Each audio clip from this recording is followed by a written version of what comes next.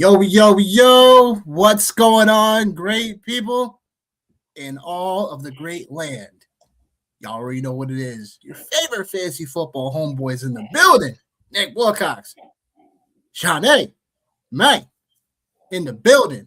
The Fantasy Football Show, the Saturday Show edition, the Divisional Round, going over the 2 games and overall talking about the 4-game slate on DFS to get y'all started for football matchups. We'll be back here Sunday morning to break down the other 2. So we're not split it up. But Johnny, say what's up to the great people. Yo, what up? Bear with me. My hands is ashy. It's cold outside up here. Oh, Lord, some lotion on things. Ooh, it's cold, man. Lotion on those paws. Just got back in the crib, man, from the car. I was like, good gracious of life, man. It's cold up here. We had a couple of balmy 40-degree days, catching some some heat on the TikToks about my man Mike Tomlin. I'm here for all the smoke. But yeah, what up, Rob? What's up, Rob in the building. What up, my guy? Got to talk to us about UFC soon because the football season's about to be over. Plus, they're gonna be for free not for free, but for discount. Paramount Plus, baby. On Paramount, man. That's the only reason why I stopped watching UFC, man. I was like, two reasons. Two reasons. You know why? Number one, too damn late. Too damn late. You already know. Too late. Too late, man. Number 2, I was like, dang, man. And people, they're like, oh, man, you can use this site, that site. I said, man, look. I said, listen, man, I'm one of them high-end cats, man. Like, if I can't watch it in HD clear the way I need to, yeah, I'm good. I'm good. Okay. Interesting. They're good. NFL show. All right. They're good. I'm in the building, he said. He's like, I'm out here. But yeah, Fantasy Football Show in the house. You know what I'm saying? I got so many shows left. So if you ain't done so, please subscribe to the channel. We are very close to 200 subs. So please, please help us reach 200 subs. Please subscribe. Please. Thank you for the public service announcement. That being said, going to go right into it. The Bills-Broncos, first game of the Saturday slate tomorrow, 4:30 p.m. game. The number 6 Bills going into Denver to take on the Broncos, the number 1 seeded team. Over under 45.5. The Bills were a slight favor earlier in the week, and now they're a slight underdog, plus 1.5. So we're going to break this down by matchup and what we might be able to see and who's overall going to win this one. So when it comes to these 2 teams, right, they overall have similarities to each other when it comes down to, philosophy. So Denver, for a good amount of the season, they were running the football pretty well. And then once J.K. Dobbins went down, it was kind of they had to switch more to the pass. So at Buffalo, similar, they want to run the football first, James Cook style, and then Josh Allen to pick them apart. In overall, looking at this game, last year, 31-7 victory for Buffalo, and the game was pretty close at halftime. And the differences between these 2 teams was really the defense. Denver's defense just kind of, they blitzed way too much in that game last year. And right now, they currently are still in the NFL. They're the second highest blitz-rated team in the NFL, 32% of the time. And with that being said, it'll be interesting to see what the game philosophy will be for Denver when we actually are watching the game, because they know when blitzing Josh Allen, they haven't had great success against him. So I'm curious to see how much blitzing they will do in this one, because I feel if they don't blitz Josh Allen enough, they're going to have an opportunity to win this one. Again, last year, Bo Nix was a rookie quarterback coming into the fold, and now, sophomore quarterback being at home this time versus away. And I'm guessing that they'll have to learn from their lessons. I think from a matchup perspective, though, when you got Buffalo coming into town, remember, Josh Allen and James Cook, between the 2 of them, had over 400 yards combined between the 2 in last year's matchup. And obviously Josh Allen straight up cooking. We love Josh Allen in these spots because he always gets pushed. Now he gets a Denver defense that is still very susceptible to getting carved up. But Patrick Surtain obviously is going to take one half of the field away. So now it's going to be, okay, with all the injuries now coming in, Terrell Shavers and Gabe Davis both tore their ACLs last game. So we're talking about, did Miko Hardman get called up from the practice squad? I didn't know if that happened before I got on, but regardless, like we're looking at Khalil Shakir, who balled the heck out last game. Crazy. Called it, by the way. Had a funny feeling about Shakir. Called that one, but in terms of this game overall, like who do I like? I mean, it's tough. For Josh Allen, these Buffalo Bills, respect them. I respect them for what they do. I just feel like Denver at home is going to find a way to get this one done. Like, I know, like, just looking at statistics last year and looking at some game tape from the year before, last year, like I was saying, they blitzed a ton second half. And overall, like, when it comes to Josh Allen and the blitz, it's something that Josh Allen is still effective, just like Lamar is. Both of these quarterbacks very effective against the blitz, versus when you have them sit back for zone coverages. Because in zone coverage, you're gonna obviously, you gotta give them some options, and then you're not gonna allow them to run the football a ton. So Josh Allen, we know he was kind of banged up. He's banged up coming into this one. So I still suspect him to run the football. It's just may not be as much. May just only be when he really has to. Or near the goal line where they'll probably design some things for him. So I do think in that regard, I think Josh Allen from an offensive perspective, I think they still have an opportunity to score points against Denver. But I do think Denver is going to find a way to get this one done. Denver's defense has been really well this year. And again, having Patrick Surtain is always nice. And then Buffalo, I just think the injuries might catch up to them. But the front seven is going to provide them some opportunities. The bookends. The key matchup for me is obviously the line of scrimmage. It's going to be the front seven for Denver, where they have to stop the run early against James Cook. They can't allow him to get going. If they allow James Cook to get going, it's going to be a long day for them because if that happens, play action passes happen, options overall for Josh Allen happen. So my overall thing, Denver's going to win this one at home. I like the slight over in this one because I do think that this comes down to, can Denver stop Josh Allen pretty much? Can this front seven step up versus what they did last year? And if they're going to blitz a ton, then Buffalo will take this one because Josh Allen's going to carve them up.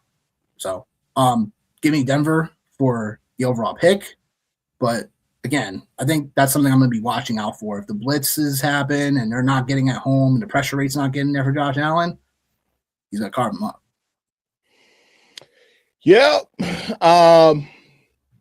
Yeah, man, I talked about Josh Allen a lot on Sunday morning. And of course, I know you were loving our group text every time something was happening. It was Josh Allen's fault. It was. Yeah, good, bad, or indifferent. Yeah, good, bad, or indifferent. So, like I told you, man, y'all better stop playing with Josh Allen, man, like at this point in time. I think like I know he got, man. Yeah. Like I'm gonna ride with it, man. Like I got no choice but to. Like at this point, man, I can't talk that much trash and then jump off the wagon, man. You know what I mean? I like the Broncos, man. Like I like Bo Nix, man. I do, but I just I've said before, man. I think like this is just one of these spots where, no, it's not the best team that the Buffalo Bills have fielded. No, this is not their best defense. No, this isn't their best a lot of things. But like there's just something to be said about the will to win for Josh Allen. And I think too, just Bo Nix has had some shaky moments. He's had some shaky moments this season for sure. So I think there's that. There's also obviously like the layoff, right? Like you have to take that into consideration as well. I think we've seen a lot of times in the NFL playoffs where, teams that, I'm old enough to remember when two teams had to bye, and it was always kind of shaky, with those two teams. It's only been like what, 5 years they made this change? Look, you let me marinate. All right. You let Unc do his thing. All right.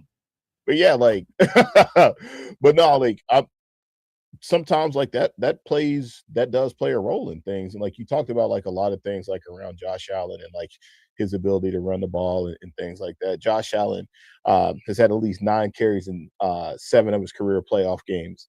On the road in the postseason, he actually averages 10 carries, almost 9.8. For sure. And last week he had 11 carries against the Jags. He had 2 touchdowns, or has 2 touchdowns career wise. So I do think that Josh Allen, I know he's banged up, man, and I don't know why I'm just so like in Pittsburgh Steeler, uh, in such Pittsburgh Steeler mode. But it just and I've always said this, man. I've always said this about Josh Allen is that like he's this generation's Big Ben, man. He's a big guy. He's tough to bring down. He's erratic at times. Like, you know, he plays through injuries. Like he's just that guy. Like he's that guy, man.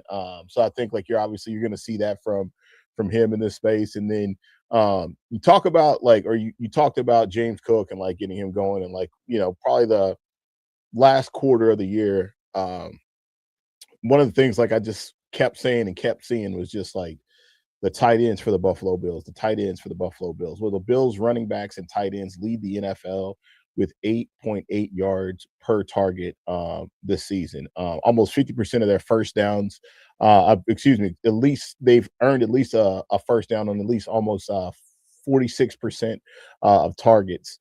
And that's the second highest rate from any team since 2016. The only other team that was higher than that was the 2022 Kansas City Chiefs. The Bills running backs and tight ends also have 18 of the team's 29 receiving touchdowns, which is the third most in the NFL. So like it's all about, as you mentioned, James Cook, but it's also all about these other, you know, the other players. It's also about, you know, Dalton Kincaid, Dawson Knox. It's about those guys, right? Like that's how this is going. And like Khalil Shakir, like, yeah, like I did not see that. I did not see that happening on Sunday. Did not see that happening at all. So I think like that's one thing, obviously, for us to take into consideration. Looks like we're getting some love out here too, man. I love it. So I'm gonna stop. And Haynes Handley 7. Shout out to you, whoever you are out there, baby. Shout out, you know, Shadow Stud Rants. Shout you out too, baby. We give you the love. It's all good out here, man. Shout you out. I'll stop what I'm doing to do it. You know, which is a big deal because I always get pissy anytime I get interrupted. But you make your points before you went off on, you know. Sorry, you continue. Like, but then so like now we transition to things, right? Like over to, or at least just to talk about the Broncos. Biggest thing for them is going to be yards after the catch. The Broncos as a whole had the 5th most yards in the NFL after the catch. 2,183 yards, which like accounts for almost actually over 56% of their total receiving yards after the catch. So really like it comes down to can the Buffalo Bills tackle, which the Buffalo Bills defense has had moments where they have not been good tackling. Like we know that. And like obviously this is the strength of the Denver Broncos is yards after catch. So that's going to be interesting. That's an interesting matchup for me to pay attention to. Although they did hold the Jags to 88 yards after the catch in the wild card round, which this is crazy. That was the 4th lowest mark of the season for Jacksonville. So actually, the Bills did show up and they did tackle on the road. So they got to show up and they got to do it again if they want to have a chance to win this game for sure. And then James Cook, man. That game was the 2nd fewest yards after contact he had this season, which was 2.2. And that was the first time that James Cook did not force a missed tackle all season long. Outside of week 18, he only had 2 carries. So like, I think there's that space of it. And you talked about like the blitz too, with Josh Allen. And last year, in last season's Broncos Bills wild card matchup, Josh Allen got blitzed on 11 his 17 second half dropbacks after Denver only blitzed twice in the first half, to kind of talk about, or to add some context to like what you were saying there. Allen was 10 for 12, 141 yards and a touchdown against the blitz. Carved them. 8 first downs. And the Broncos this year, man, they blitzed at the 5th highest rate. So we'll see how that all shakes out. Like natural pass rate, but Denver is a top 3 unit in natural pressure rate. I'm not like that. That does not even doesn't even shock me at all. At all. Like that's just like that's a very. They don't even have to blitz. They don't have to blitz that much. So I'm just curious what kind of Denver defense I'm gonna see. You know what I'm saying? That's the thing. Like I think if they do, to your point, it's like they're blitzing Josh Allen. We just told you what he did to him last year. So yeah. But I mean, so I think like there's that, and then Bo Nix, like you talk about him for a second. It's protection for him. That's what it boils down to. 3rd lowest pressure rate among qualified quarterbacks this season. So like obviously, man, Denver Broncos offensive line has done a phenomenal job as far as like keeping him upright and keeping him out of harm's way. So yeah, man, like I think for me, like I'm gonna take the Buffalo Bills. I'm gonna take the Buffalo Bills for sure in this space. I don't feel great about it. But I'm gonna do it. I'm gonna do it because I'm subscribing to Josh Allen.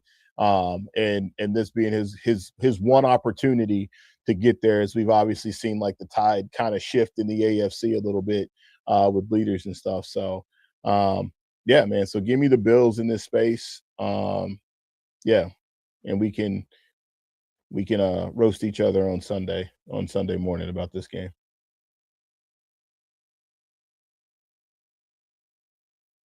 appreciate the sub out there. Appreciate the sub. Appreciate it. Should you sub? Of course you should. Appreciate it. The shout outs, please be sure to do the same as well. If you got any questions, you got any remarks, drop them in the chat. Yeah, I mean, you got the over, you got the under. I'm gonna go under in this game. I'm gonna go under. I think this is gonna be like, I think just the way that like Denver plays just naturally is not one where like they put up a ton of points on the board. I think like the Bills, it's a lot of splash plays really for both teams. Really is what it is. So I just can't see 2 really good football teams, or at least one good football team. I think the other one is just like riding an emotional wave to go over the mark. So I'm gonna take the under in this space. I know it's not sexy. I know it's not fun. I know it's not popular. But it's not popular, he said. Yeah. That's okay. I mean, sometimes these matchups really are unders till like the 4th quarter. Yeah. They start ramping up points out of nowhere. It's like, wait a minute. It was supposed to be an under. But that being said, what up? Oh,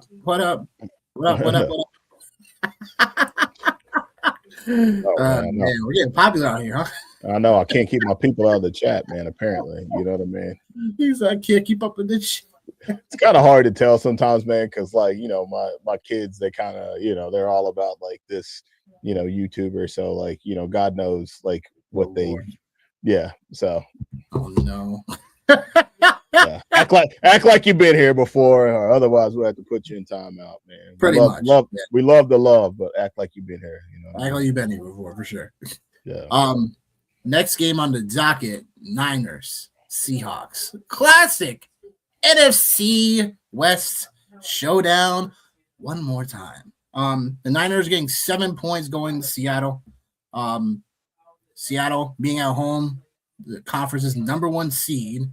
Sam Darnold leading the way. There's some questionable ability going on with him a little bit, but he's going to be playing. So there was a little bit of a, is he going to play? He's not going to play, but it's like, come on, bro. You had 2 weeks. Let's go. Put off the dang couch and play. But anyhow, like I said, the Niners getting 7 points going to Seattle. Another 45.5 over under. Johnny, take us through it. Yeah, this one here, man, my boy Sam Darnold and the Seattle Seahawks. It's amazing, like which teams I've adopted and fostered during the regular season. Obviously they'll never change. I'm always adopted. Yeah, adopted. I adopted and fostered the Seahawks. I adopted and fostered The Chicago Bears, man. Like I adopted and foster. I didn't adopt and foster any AFC teams. They were all NFC teams or whatever. So, They were all NFC teams, yeah, right? yeah, They're all yeah. NFC Yeah, teams. and if you must ask, of course, why? Of course, I would be rooting for the Steelers as they played against the Seahawks and the Bears, which both teams happen to have beat the Steelers this year. So, do me a favor, don't ask silly questions because if you ask silly questions, you'll get silly answers. I love silly questions just to give silly answers. Definitely, silly answers. Oh man, so I'll start off with the Seahawks, man, in their defense, right?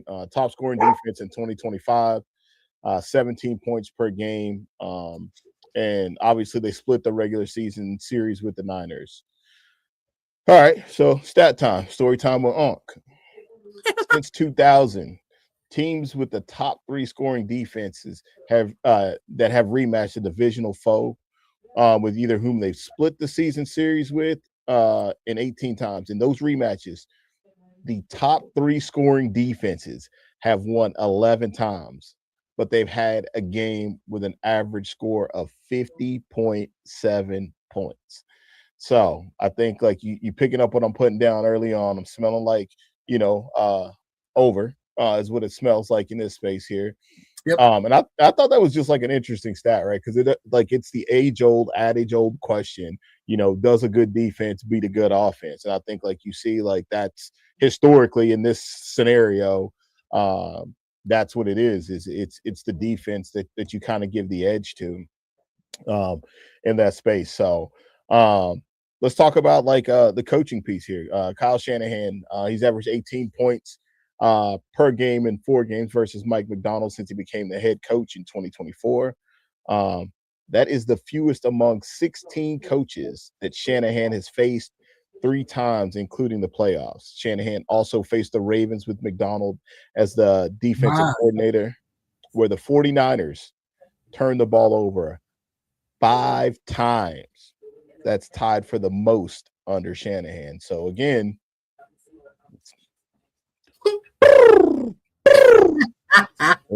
I'm just saying, man. I'm just saying. Brock Purdy, 4-0 on the road versus the Seahawks in his career. That is tied for the longest quarterback win streak at the Seahawks at any point in a career. All time, he's tied with Dan Fouts, OG, who won 4 straight from 77 to 80. And then the one guy that everybody, of course, they're going to want to talk about, Christian McCaffrey. This was wild. I seen this stat. I was like, geez, dude. Christian McCaffrey is averaging 142 scrimmage yards per game versus the Seahawks. I'm going to repeat that one more time in case you got up to go get some popcorn or, your kids acting crazy, like something. Okay. The dog's acting crazy. Yeah. That dog loves me, by the way. I love that dog. What's that dog's name? What's that? Dolly. Dolly. Of course. Tennessee. You know what I mean? Of course. That's what it is. Christian McCaffrey has averaged 142 scrimmage yards per game versus in his career versus the Seahawks. That's the 7th most all time by a player entering a playoff matchup against a team with minimum 5 games versus their opponent, with each of the other top 6 being Hall of Fame running backs. So like obviously we know there's a very, very high probability that Christian McCaffrey will end up there at some point in time when everything is all said and done. And then because that's it. I was getting ready to go somewhere else. I was getting ready to go into the other game. But yeah, man, I think like this is definitely a spot that it feels like the Seahawks have this number. It feels like they do. And then obviously like George Kittle going down. That's a big loss, obviously, for the 49ers for sure. So we'll have to see how that shakes out. But like all arrows are pointing at the Seahawks for this game here. And I think we all can agree that like San Francisco defensively has left a lot to be desired over the past few weeks. We know they got the win in Philly for sure. Kudos to them, like in that space. But man, dude, golly, man, it's hard for me to pick the 49ers, man. It's hard. It's hard for me too. The other thing too is looks like Sam Darnold has not recorded any touchdown passes in both of his games. Yeah, no touchdown passes Yeah. for Darnold in both of his games this season. So that's kind of tricky too, man. But yeah, I'm gonna take the Seahawks, bro. And I'm gonna take the points. -7. I probably won't mess with the points. I'm gonna back off of that one. I'm gonna back off. If I do anything, I'm gonna check it live. I'll get in on it live and see. Yeah, man, I'm scary. So what?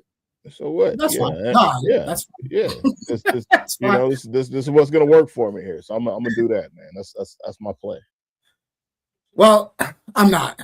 I think I think Seattle gets this one done. They cover too. Okay. Besides, like, losing George Kittle is huge. Yeah. Losing George Kittle is huge. Like, even in the last matchup, like, Seattle, like, got pressure on Purdy, 46.9% of his dropbacks. And they blitzed him only 6 times in that game, by the way. So most of the time was just natural pressure rate, and that's according to Pro Football Focus. Christian McCaffrey, a season low 23 yards rushing on 8 carries. Like, if that happens, if that is anywhere near happening again, like, let's just say he gets 50 something yards rushing still, like, the only way I feel like the Niners are going to have an opportunity offensively is really, again, like Christian McCaffrey's going to have some type of success on the ground first, and they're going to have to open it up, play action passes. We all know Seattle plays a ton of 2 highs, overall with the safeties, and they play them pretty deep. So what does that mean? Means that if they can get play action going, the crossers come into play. Things over the middle has to come into play. And if Ricky Pearsall plays, so he's still kind of questionable before tomorrow's game, definitely keep status on that. But Jawan Jennings would be someone I would be keying in on to overall take advantage of this overall schematic format. And as well as, again, Ricky Pearsall, if he plays, and then DeMarcus Robinson, who showed up out of nowhere. Out of nowhere. Talk about showed up. No one played literally last week, dog. Literally. Last week, for real. No one. Barely anyone played. If you played him, definitely had money, for sure. And what up, Jackie? Please like, subscribe to the channel for us. We really appreciate it. Any notes you want to bring on down, bring them on down. But I think the way to beat Seattle is going to have to be, moving the chains, over the middle, like I was saying before.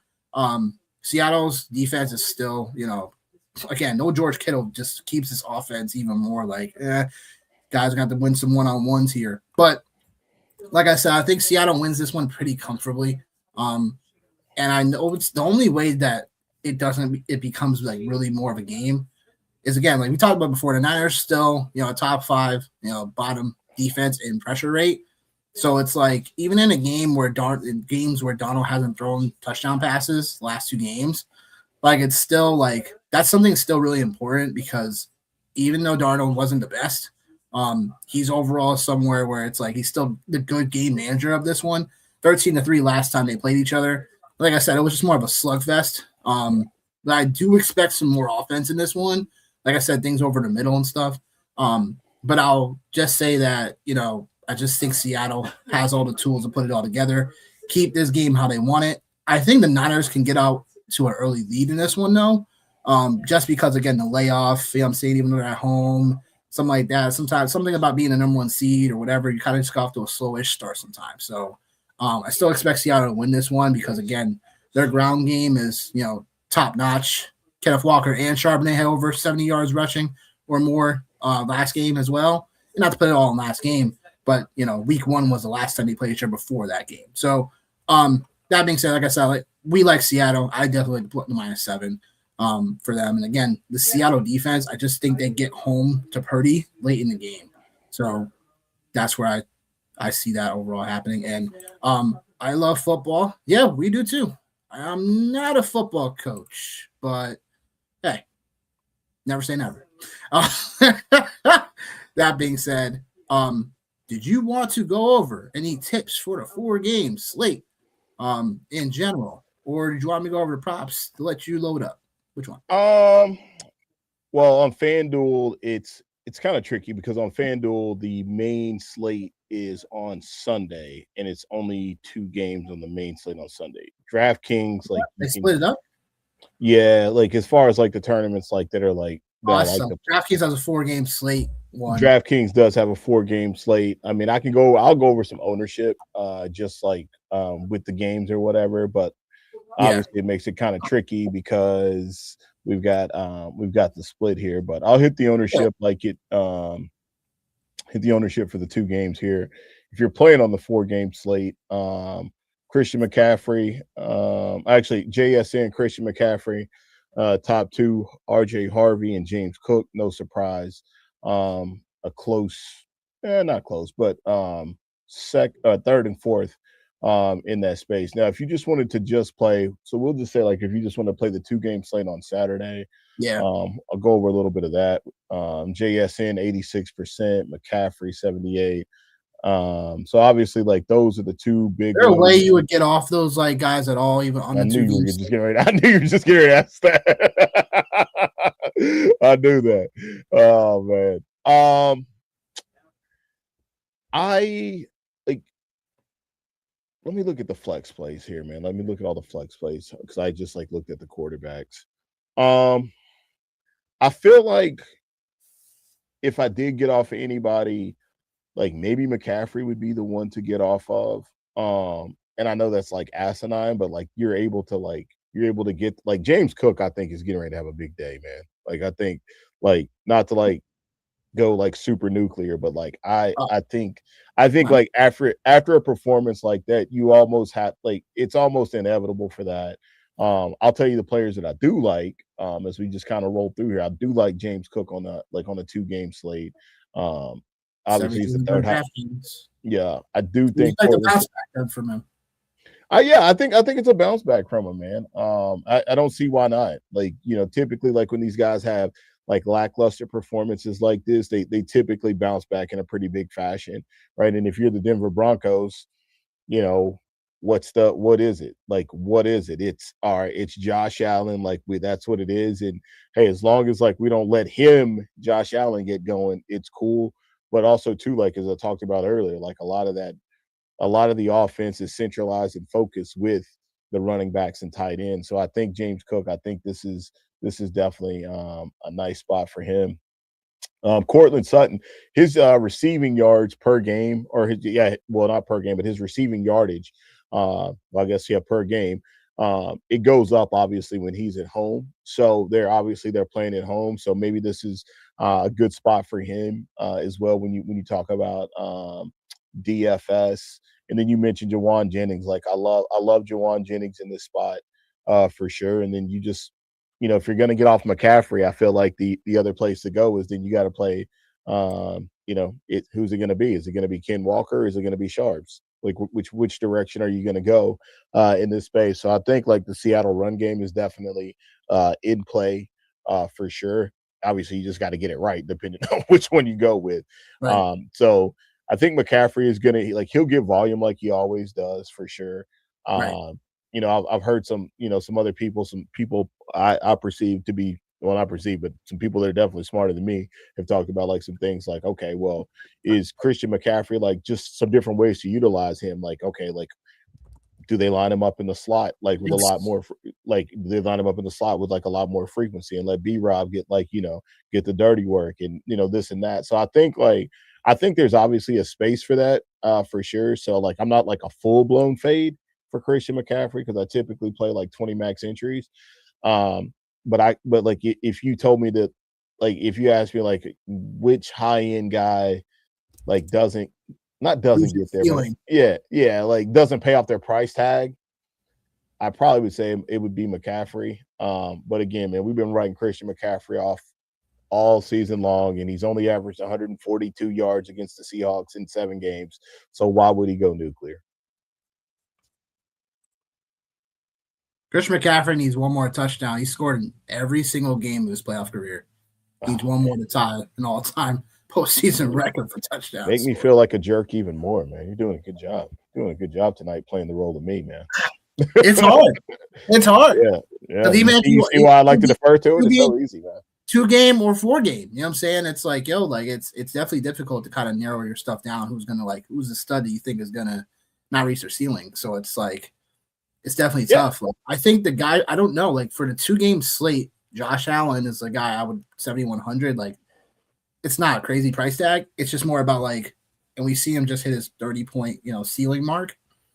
It's just more about like the other options on the 2-game slate. It's like the 4-game slate. It's like, all right, we're getting ready to build one up. Then is what I'm feeling. So. Oh, okay, let's do it. Yeah, we're getting ready to build one up. Why not? So the 2-game, 4-game. Yeah, we'll build a 2-game in. We'll build a 2-game in here. We're talking about it too much. I'm like, we got to do it now. We got to do it. 2 games, so we got to roll Josh Allen no matter what. Then, because there's too many other variables. Like I probably expect the Niners Seahawks game to probably still go over, but it's weird. It's a weird duality because it's like Josh Allen because the 2-game slate because that there's no like we're talking about Bo Nix, Purdy, and Darnold. Like none of them have the ceiling like Josh Allen does. So it definitely makes things difficult for the overall slate. But I want to roll with Josh Allen obviously for the overall 2-game. And like you were saying, John, it's like who do you rule out for salary purposes? It's like, what I'm saying, because you could play both McCaffrey and Puka, but it's like James Cook for 7,300 on DraftKings versus 8,800 for McCaffrey. You know what I'm saying? It's like, does that make sense to do? And the weather, like I don't want to be the weather guy, but the weather guy. I don't want to be the weather guy. Well, it seems like it's not ideal. Let's see here, let me get there. It seems like it's not ideal, obviously, in Chicago. So, and it's the last game of the slate, so it's like, jeez. Oh boy, oh boy. There we go. Right, last game of the slate.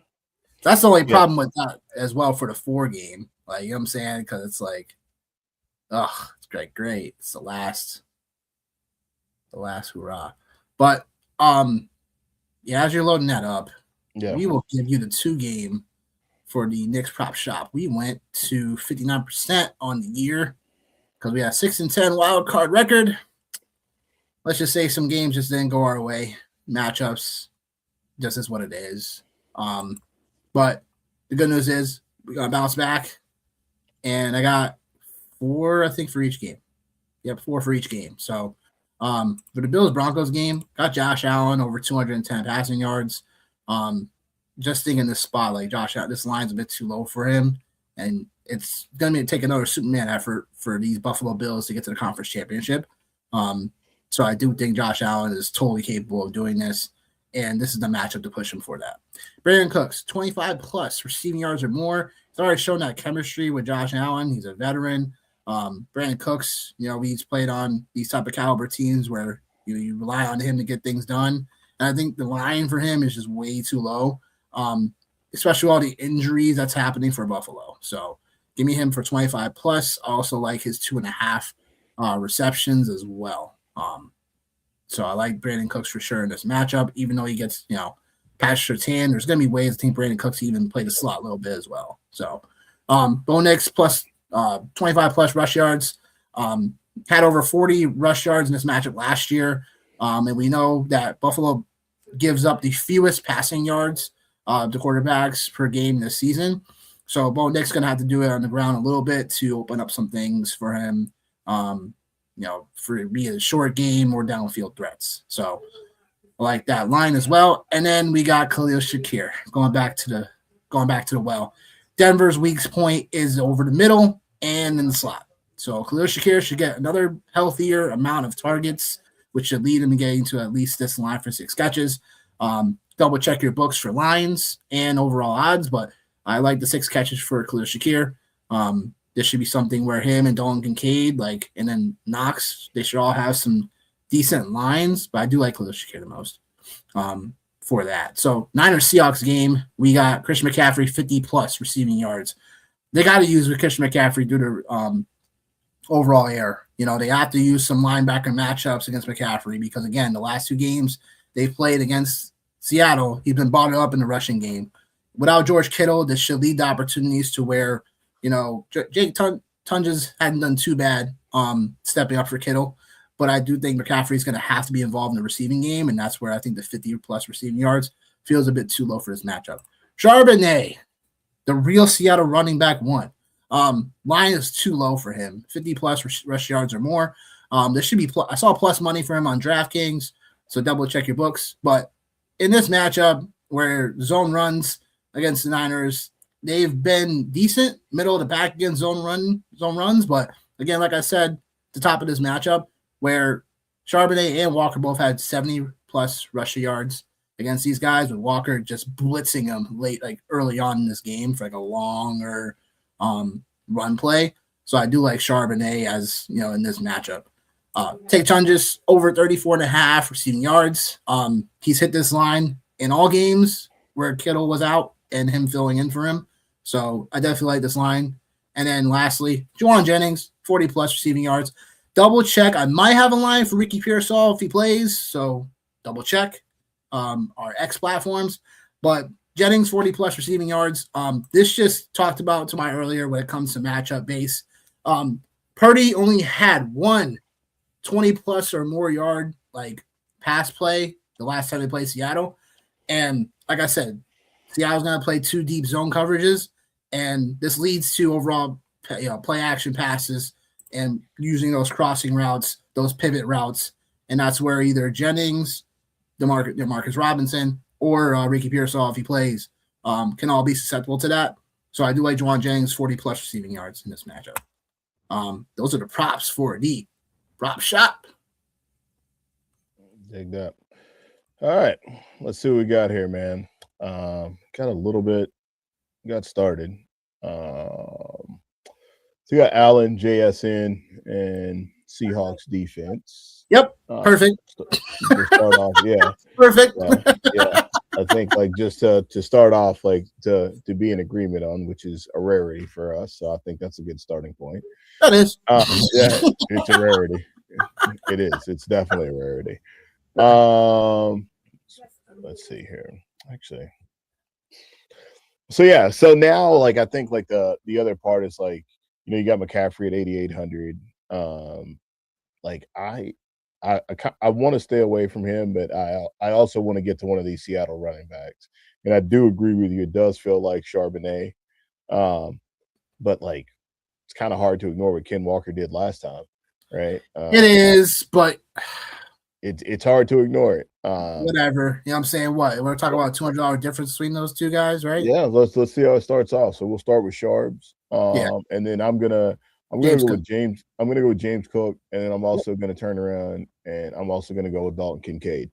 So I'm gonna go with that, and I know this against the grain with Denver's success. No, Denver's been out of all the positions, like I said, they're susceptible to the slot receivers, but tight ends they've actually cooked, and I forgot to mention that. But the overall when it comes to tight ends for them, it's been what? So besides, oh man, I had it. But anyhow, they overall can cook. So 4 of the last 7 tight ends have scored 14-plus PPR points or more. Give me Dalton. That list included Kelsey, Bowers, Strange, and Ertz. Right. I think that's Kincaid. I have no problem going there at all. I like Shakir as well, but that might be, then we'll have to figure out a bring back for Denver spot. So the bring back already got the bring back, man. I think Troy Franklin's a bring back. Troy Franklin. I think he's the bring back, in the spot for me. Just from if I had my preference, is it him or Pat Bryant? Which one? I thought about Pat Bryant too. I did. I thought about Pat Bryant. Pat Bryant. Actually, my 2 low guys were Pat Bryant and Cooper Kupp, but I'm not going to go to Cooper Kupp because I do feel but hear me out, just hear me out with I'm not going to go there with him, but obviously I'm going to be playing more lineups, but I really feel the mishap there going into halftime with Cooper Kupp in this game last time, I think there's going to be a little bit more of an edge there for him for sure. And then also too, man, dude, there's so many ironic storylines that like I could create in my head. If Bills win, Pats win, AFC East, like AFC least is what I would call it. My Yeah. worst nightmare. And No. then obviously You not have Seahawks, that? You not say that? Seahawks and Rams, right? Like that another division. That's fine. That's fine. Yeah, but like just imagine the irony of having two like division rivals going at it to go to the Super Bowl, and one like obviously like with the narrative of Cooper Cup and the Rams, right? And then obviously you know, Bills and Pats. But anyhow, that's where I'm at. Tip, man, appreciate the love, brother, for sure, for sure. I can't, Mr. Major. yeah, is it almost bad? Is it almost bad business to, because it's like we got to get a Niner in here somewhere. I feel like. I know. Yeah, I know. Yeah, we do. Let me see. Like I said, if Ricky Pearsall played, I'd be all over him. Yeah, that ain't gonna No homo. But this guy. Oh, goodness, this guy. Okay. So Juwan Jennings is at 54, and then it's like Rashid Shaheed, and like we're loaded up. Rashid Shaheed, Brandon Cooks, Jan Coleman, like, oh my god, I just can't. I even know, I know.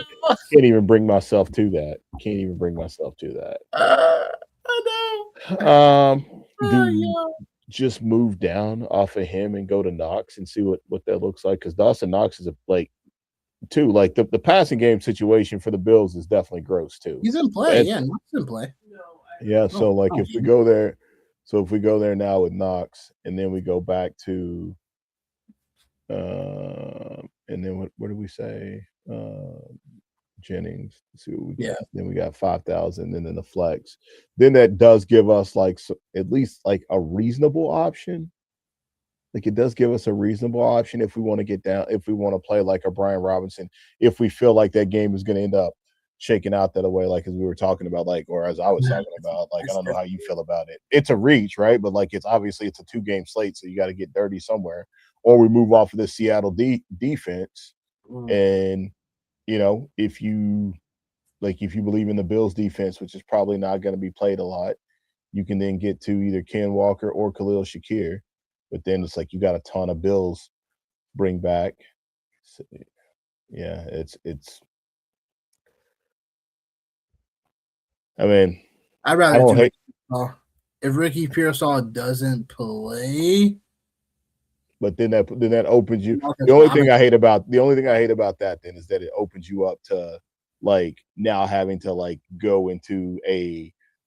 You have to go like into a Niner. Obviously, have to go to a Seahawk, or we could, if at tight end, we could play chalky Jake Tongs. Wouldn't hate that either. It doesn't do anything really. Doesn't do. That's anything. why I said let's just stick with. I just like I if Ricky Pearsall doesn't play, we have an easy switch. You know what I'm saying? So it's an easy switch to go down to DeMarcus Robinson in this lineup. So that's my only thing. And the correlation, there's not much correlation. Obviously, it's like if we had Christian, this is like the against correlation Christian McCaffrey, right? Yeah. McCaffrey doesn't go off, and for DraftKings purposes, like San Francisco playing from behind, you got Jennings, and I got whoever plays. If Pearsall plays, then obviously he's very cheap at 4,800. So but also too, that's what that Seahawks defense would do too, is it would leverage that too and say, okay, like, well, no, you're not playing McCaffrey, and this is a bet on Christian McCaffrey not going nuclear. Like, this is what this is. So we don't share $10 with 100 of our friends. Pretty much. Pretty much. Like I said, then worst case scenario, Actually, no. This is crazy. What? You go double tight. Josh Allen, James Cook, Kincaid, and Knox, as we just talked about. Like that's the bulk of the passing game there. So you're really exposed to the Bills offense now, and then you are focused on JSN. I like this lineup actually better. Real talk. I actually like this lineup better. because it gives you that. But leaving 700 on the table, going double flex at tight end. And then, yeah. I think this is the one. Any love for Cortland Sutton?